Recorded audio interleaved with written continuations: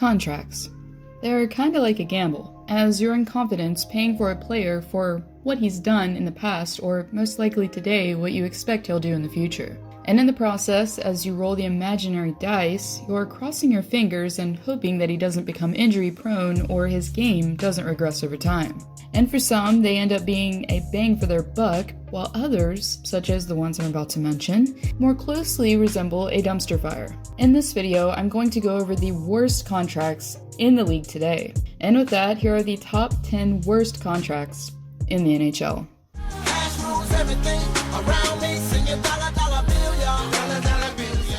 Well.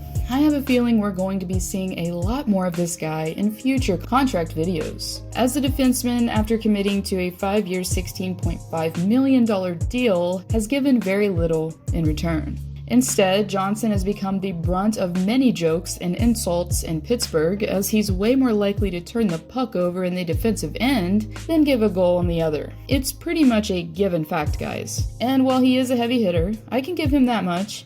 He's nowhere close, with 11 points in 67 games, to earning the $4 million of a handout that Pittsburgh's so graciously given him.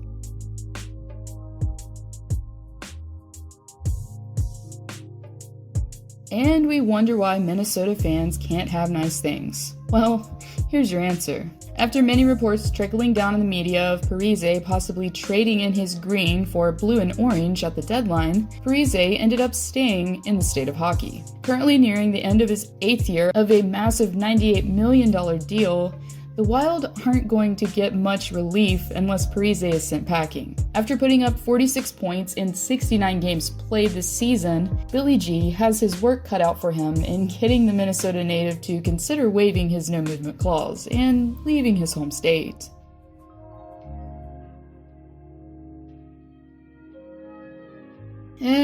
Well, I guess in LA it's gotta get worse before it can get better. But for this aging netminder at 34 years of age, sadly, I don't see him drastically improving. As Quick posted similar numbers this season as last, as he currently sits at a .904 save percentage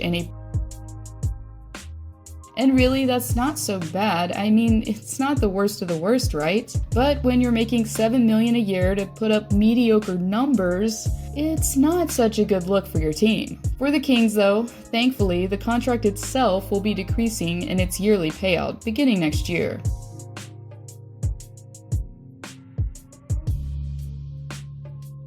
Sometimes I can see why defensemen are overpaid. There's fewer of them, their job is usually harder on the body, and they play significantly more minutes.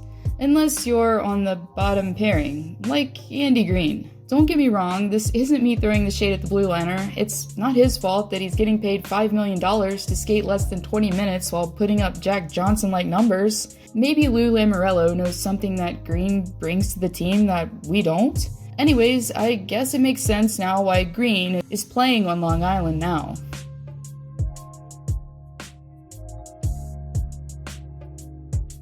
So, New Jersey gets rid of Green before the deadline, but unfortunately, the franchise cap is still stuck with this sorry excuse of a contract. But really, when Subban was given the 8-year, $72 million extension in Montreal, it didn't look so bad. I mean, before then, he had a great 2012-13 season and took home the Norris after averaging close to a point per game. In the 2014-15 season, he had a career high in points after putting up 60 in 82 games. But then, the blue liner, for some reason, began to struggle and seem inconsistent. Granted, he went from a decent team in Nashville to a mediocre one at best in New Jersey. That still doesn't take away the fact that he's going to be making $16 million over the last 2 years of his deal. After putting up 18 points in 68 games played, you have to wonder if New Jersey is now regretting taking the full hit and doing Nashville a huge solid.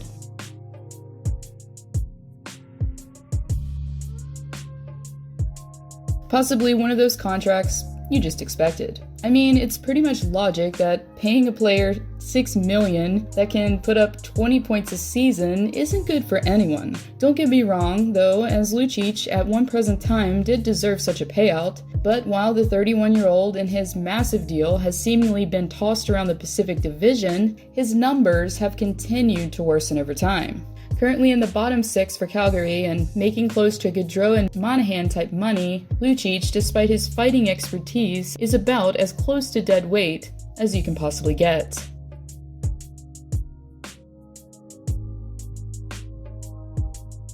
And yet another Stanley Cup champion in LA being overpaid for his past accomplishments, as Doughty is pretty much the poster child for a contract bust. Now that's not to say that he can't make you laugh. 2 Ontario guys in that photo. Did you talk to him kind of throughout the process? I did, I texted him the other day right after he signed. I was like, congrats, man, like, you got big kahunas. As this guy is pretty entertaining, and I'm sure a pleasure to have in the locker room, but when it comes down to it, no amount of charisma in the world could make the thought of LA paying him a 8-figure salary for the next 7 years seem any less logical.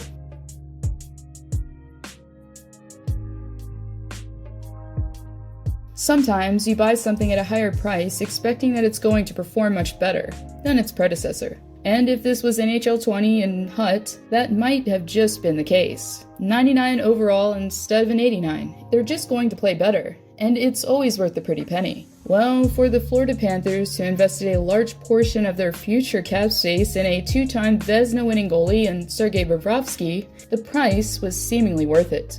After signing Bob to a massive 7-year, $70 million deal, the possibilities were seemingly endless for Joel Quenneville and his team going into this season. And really, there's no way the Panthers could have foreseen this one, as one of the league's top goaltenders went from this to, this?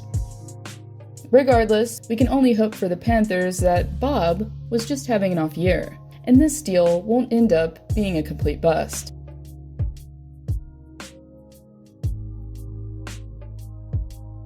For the first time in his 15-year NHL career, earlier this season, Seabrook was a healthy scratch for consecutive games. And for good reason, as the defenseman in the latter part of his career has had one of the worst contracts for quite some time. After winning multiple cups with the Hawks franchise, the blue liner has been being paid today for the things that he did for the club nearly a decade ago. With a measly 4 points after 32 games played before being put on the long-term IR, Seabrook is definitely a shell of his former self.